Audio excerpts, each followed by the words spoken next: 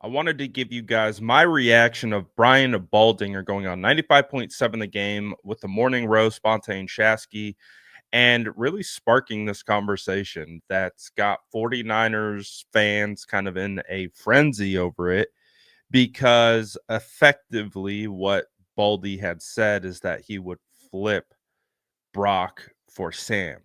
So I'm only going to play a little snippet of it. I already posted the much longer form. I'll link that in the description from 95.7 the game. And you can go directly to their video to watch it. But here's a little snippet, and then I want to react. If John Lynch came to you and said, "Hey, Brian, I know you watch every single week and you watch all these other quarterbacks around the league. Brock is demanding top 5 money. What do we do here?" What would your advice to him be? I'd say I'd go flip him for Sam Darnold right now. Wow. So obviously that has caught a lot of people by surprise because Baldy has been one of the guys who uses film clips to kind of showcase how well Brock has been playing over the last couple years. And now the conversation about paying Brock Purdy like rises up, and then all of a sudden the conversation and tone about it has changed. And we understand, I get it. It's a daunting task having to pay that much money for a quarterback. We're still in this new era of this market explosion for the quarterback. So I think we're still trying to digest the numbers. I mean, remember, it's not too long ago that Kirk Cousins got a $180 million contract coming off a torn Achilles. And you're like, that's the market for a quarterback. All right, that's the market. And it's just gotten more and more and more expensive for quarterbacks. Tua Tagovailoa signed a $212 million contract. Trevor Lawrence, $275 million contract. None of these guys have really played better than Brock over this last kind of 2.5 year sample. Now, obviously, no one's going to sit here and say that this was Brock's best year. It wasn't. But he had some of his best moments. And I think that's what's lost on this year is that everyone's just chalking it up to a terrible season, which is true. But we saw Brock play some of his best ball this year in multiple games. Now, it didn't go his way in some games as well. He had some of his worst games. So both things can be true at once. But we also understand the entire team was collapsing. Like everything around Brock has collapsed. And Brock hasn't played to his standard as well. So it's just been an interesting conversation. But later on in this kind of back and forth where Baldy's explaining and kind of talking about this, he also mentions, bring Sam into camp, have Brock and Sam compete. And I'm just like, I listened to that. I'm like, I've already seen that. I went to training camp. I covered that training camp where Sam Darnold came in to compete with a Brock Purdy coming off a torn UCL in his throwing elbow. I saw it all. I have all my notes. I can go back and reference all my notes from those practices. And we've seen it. And he couldn't even beat out Brock in that environment where he did have Christian McCaffrey, Debo Samuel, prime Brandon Ayuk, George Kittle, Jawan Jennings. All those weapons were there. And at the same level of disposal. And when you go back and you reference that training camp, I'm not going to sit here and tell you that Brock just blew both Trey and Sam out of the water in regards to a competition. Brock was literally not even on a full training camp regimen. Remember, he was taking like, I think it was 2 days on, 1 day off. And so as a result of that, Sam would get, it was how they split even reps across all the quarterbacks. So every quarterback had an opportunity to get starting reps. It was, I believe it was a competition. Um, And as Sam Darnold has expressed on a previous podcast, he had mentioned he was told that Brock has earned the right to be the starter in training camp based on what he did in 2022. But for Sam to be able to beat Brock in this competition, he would have to do it in preseason. He'd have to do it in a game environment. And that didn't happen. And so Brock wins the competition. Trey Lance gets banished to the Shadow Realm. And you have Brandon Allen be the third quarterback. Sam Darnold's the second quarterback.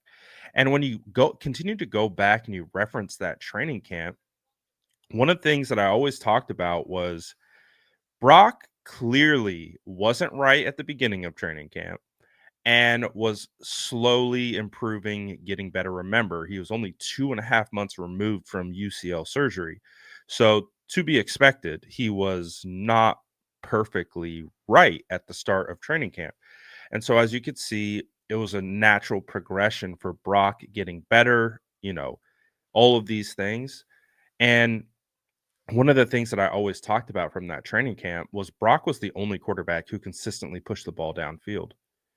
He didn't hit many of them, you know, but he was one of the, you know how gun shy Trey Lance and Sam Darnold were? It was unbelievable. They refused to push the ball downfield because they were in a competition and they don't want to throw interceptions.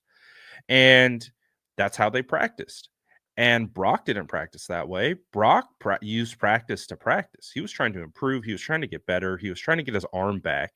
So he had to make those throws. He had to push the ball downfield. He had to continue to work and work and work. And you could tell that as training camp went on, Brock was improving. And again, it's not like Brock just blew these two guys out of the water.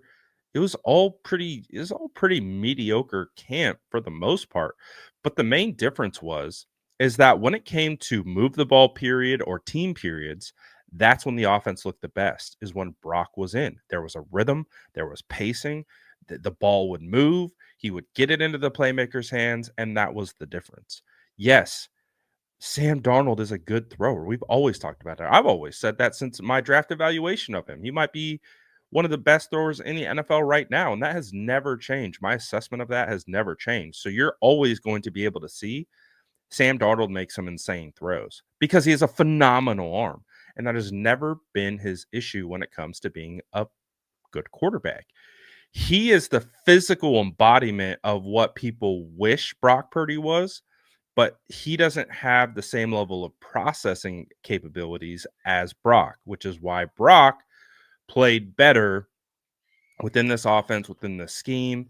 And that's why he won the job, is because he performed better, even coming off a torn UCL with having a hampered arm, and still beat out this guy. And so the thing is that the conversation to me has just spiraled out of control. Like, we can all have the objective conversation that Brock hasn't been his best this season, but we've also again seen Brock play some of his best ball. He has played really well in spurts. And again, when you look at the entire team, it's a disaster. D- we saw our first complete game by the San Francisco 49ers. What was it? Week 14 against the Bears, where offense, defense, and special teams actually played well together. That was the first time we saw that. 60 minutes. Put Sam Darnold in that situation with the 49ers this year and see what happens. Put Sam Darnold in the pressure cooker that Brock Purdy was in this year, of everything collapsing around him, and see how Sam would improve or how he would play. And then take Brock this year and put him in the Vikings, where they have arguably one of the best defenses in the league, one of the most complete teams in the league, the best wide receiver in the league in Justin Jefferson. Addison is phenomenal. TJ Hawkinson came back from injury. Christian Darrisaw is a phenomenal tackle. O'Neill's a great right tackle. Bradbury was a center that I really wanted the 49ers to try to sign last year. Aaron Jones is pretty darn good. And it's like, they have good coaching. They have a good structure. They have a good system. And they play complementary football. Switch the two. See what happens. See what outcome you get.